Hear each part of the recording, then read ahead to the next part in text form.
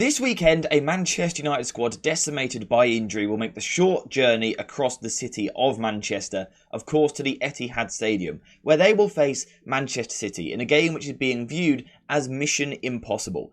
It's clear to see why. Look at Manchester City's form in the past 10 games, they're nearly perfect. And even in a game where they weren't perfect against Chelsea, they were by far the better team. Haaland missed a lot of chances, and Chelsea actually should have been down to 10 men.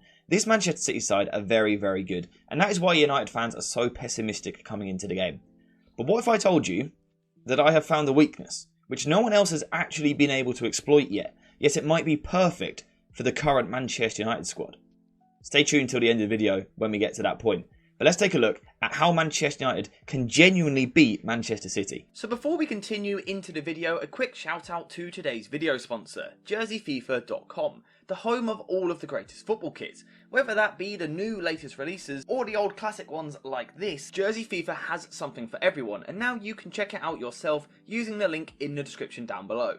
And also make sure to use code JerseyFIFA for 10% off when you order. So the main focus for this is going to be when Manchester City are on the ball. Because of course that is how they always want to play. They want to be a side which dominate possession and control the football and control the space.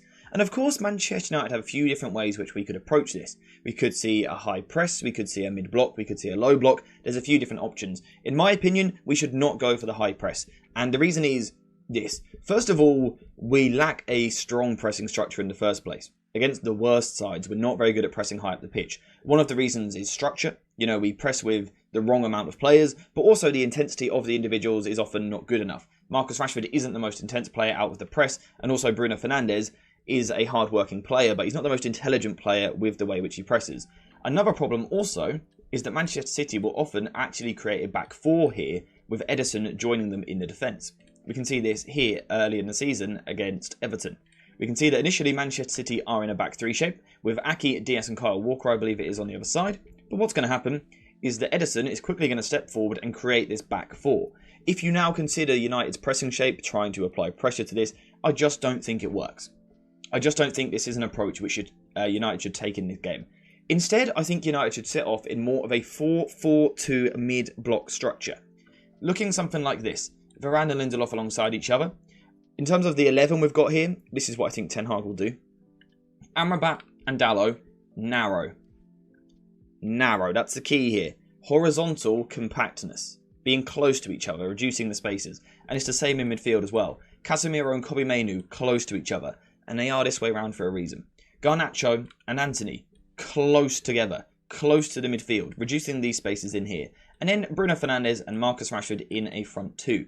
Now in terms of how City will then approach this, of course Ederson can only join the possession play so far, so he'll go back to goal. Diaz will come up into here, Stones will be in this midfield position, and we will very much see a 3-2 possession shape. This is one which City have been using for about 12 months now. It's very effective and it makes it really difficult to take the ball off them because they overload this phase here. They are very good at creating this 3-2 shape, with one of the centre-backs, on this occasion Akanji, moving into midfield. So in my opinion, again, United here should not be looking to apply too much pressure, particularly away from home. I don't think there is a need for United to go hunting after the ball. So the question is, what actually is the approach? Because so far we've been quite passive, we haven't really looked to apply pressure to the ball. How can we actually affect the ball and then eventually hurt Manchester City in transition? Well, the key for me is going to be to force Manchester City to play down their left-hand side, which is, of course, our right-hand side. And there's a couple of reasons for this. One, because I think Antony is a hard-working player down this side of the pitch. Two, because Bruno Fernandes is very much the same, a hard-working player. And also, defensively, in a fullback position, Dalot is going to be better on this side than what Amrabat is on the other side. But there's actually more advantages of this as well, which we will come on to. So the first question is, how do you actually force City to play down this side of the pitch? Well, quite simply, we use quite a passive front two initially, but ask them to pick up the likes of John Stones and Rodri. And that's another reason we've gone for Bruno Fernandes on this side, for his work rate and his ability to basically constantly chase Rodri. If you can remove Rodri from the build-up as much as possible, reduce his influence, you can really hurt City's ability to really gain momentum and control the tempo of the game. Rodri is all about that. If you can slow Rodri down, you can slow Manchester City down. But the key basically is to have Rashford in this sort of position here, where he's kind of between Stones, but also Diaz. Basically, we are setting the trap, asking City to play this way, knowing that they won't want to. Therefore, you're kind of subconsciously playing a mind game here. They're going to choose to come down this way with the likes of Aki, Rodri, Alvarez and Foden. So that's the first step. Try and force City to play down this side of the pitch because we have some of our stronger duellers here. Also, if we are forcing the ball this way, that means naturally our players will be closer together on this side, which reduces the amount of ground that someone like Casemiro has to cover in midfield. If he was on the far side, there's much bigger spaces to cover. On the near side, our players are more compact. So it's less ground for Casemiro to cover, which is a big bonus for him. The next thing here, though, is identifying a Manchester City weakness. And that is the fact that Julian Alvarez, should he play in this position, which I think he will, because we've seen it in recent games, he is not a half-space specialist in my opinion. And I genuinely don't think he's that good in these positions. He isn't someone who wants to take the ball in these pockets and play on the half-turn. He also isn't someone who exudes control on a game. When someone like Bernardo Silva plays this role, he keeps the ball really well, controls the tempo. Alvarez is a much more direct player, someone which quickly wants to get the ball forward. I also think that by forcing City down this side, we reduce their crossing threat. Bernardo Silva and Kevin De Bruyne on the other side are very good with their deliveries into the box. Down the left-hand side, again, Alvarez not so good, particularly on his left foot, but also Aki, when he joins the attack, it's not the same as Kyle Walker on the other side.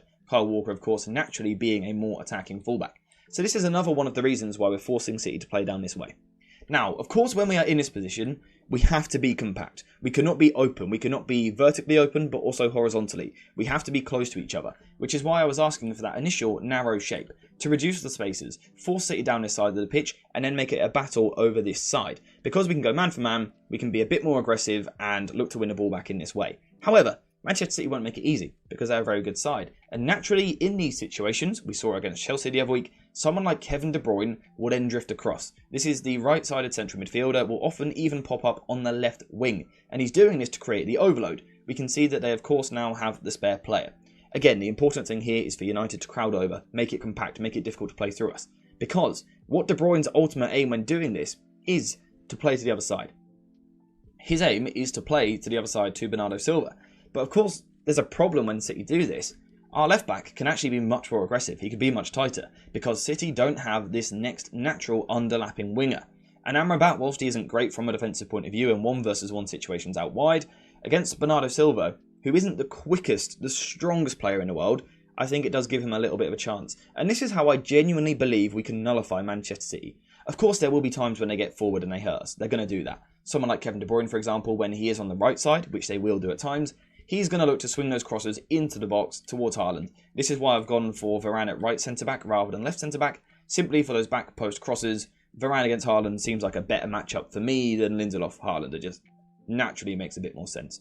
And like I said, of course Manchester City will create chances in this game because they're so good. They're so good. Of course they'll create chances. However, if we can largely force them to play down this side of the pitch, I think we've got a chance, or a better chance, of defending these situations. Foden, again, is a player who lacks true pace and power out wide, the ability to separate himself from Dalot. And Alvarez, like I've said, is a player who doesn't really thrive in these spaces. Another reason we want to target Alvarez, though, is because he's a player who loses the ball. Again, Bernardo Silva in here, Foden in here, these are retention-based players. When you play Alvarez, when you play Haaland, when you play De Bruyne, you have players which suddenly are going to overturn possession and relinquish control on a game. And this is where something can now happen and we can hurt Manchester City. And what I will quickly want to do to look at this is go back to a previous game from earlier on in the season. This was Manchester City against Liverpool, a game in which City were very, very good, deserved to win in my opinion, created a lot more chances, but Trent had a moment of magic for Liverpool. What we can see here is City have just attacked and Liverpool have won the ball back. And what they're going to do is look to play their way out from the back with Matip, and I believe he moves the ball to the right-hand side. But this isn't the key. The key here is actually the centre-back and the central midfielder. So, of course, what we were talking about earlier, Akanji is the centre-back on this occasion, steps into midfield. Rodri, of course, naturally the 6, is also in centre-mid. So if we quickly go back to the tactics board to look at this, we can see on this occasion, in this game, it will probably be Stones and Rodri. This is City's biggest strength, because when you win the ball back, you try and counter-attack. They've got the strength of Rodri and Stones and Diaz, the 1-versus-1 defending of Aki, and the pace of Kyle Walker. Very, very difficult to break down. This is their biggest strength, in my opinion. But it's also their biggest weakness. Let me tell you why. It's the space is going to open up, and it's the different intentions of different players in different positions. So what I want you to do is keep an eye on Akanji and Rodri and their body positioning, because you're going to see it very early in this move. As Salah gets the ball on the right-hand side, Aki comes tight. Of course, he doesn't go too tight because he's scared of being spun. So he moves into this area to sort of jockey Salah and stop him from turning and going too far with the ball. That's good defending. But if we keep an eye on Akanji and also Rodri, we can see that they have different intentions. Rodri, being a midfielder, naturally wants to squeeze higher up the pitch to go for the counter press to go towards the ball. Whereas Akanji, we can see, is making the movement back towards his own goal because he is a centre-back.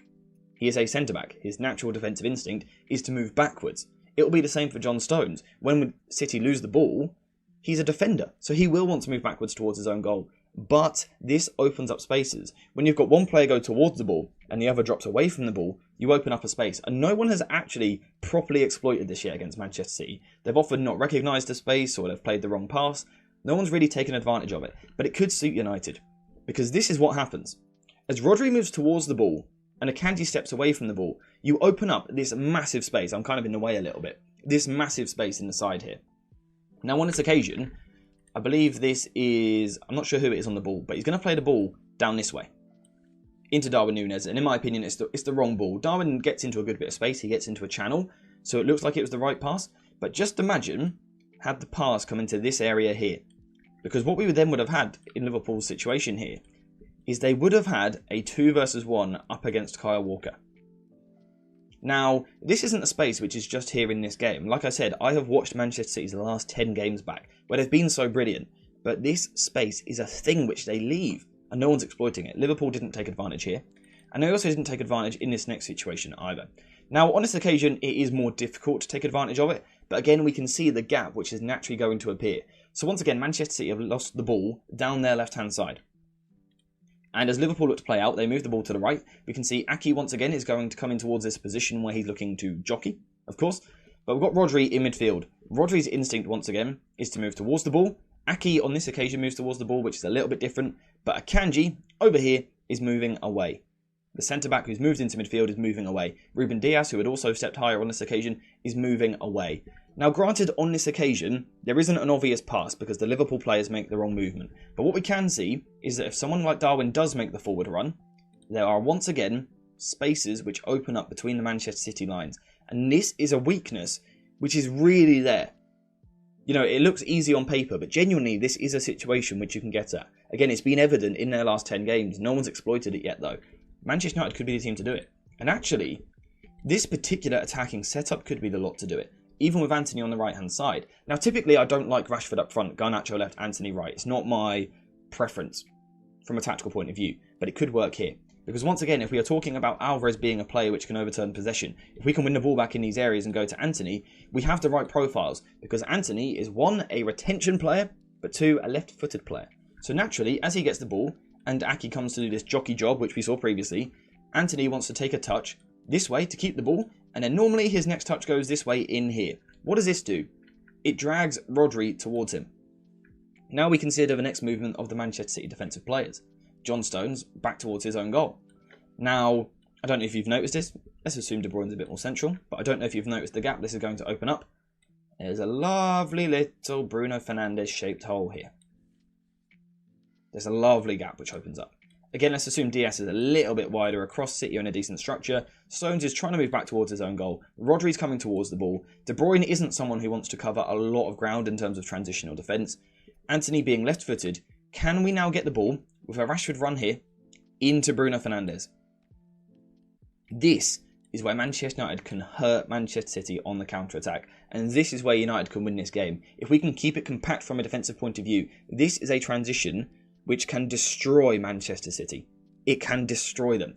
With someone like Garnacho being a runner, of course attacking Kyle Walker or coming in here against Stones.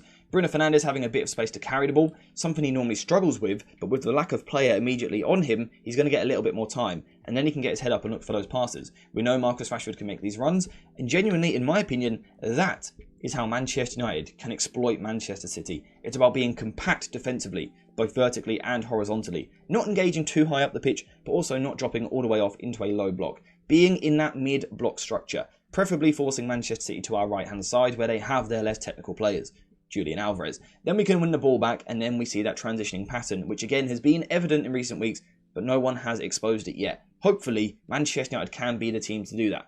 Can they? Let me know what you think in the comments down below, and let me know your thoughts in terms of the match in general, your predictions, who's going to be the goal scorers for us, what are the tactics we should be using. Let me know all of that in the comments down below, but apart from that, we are finished for today. So thank you guys for watching. I hope you have enjoyed it. And as always, I'll see you in the next one.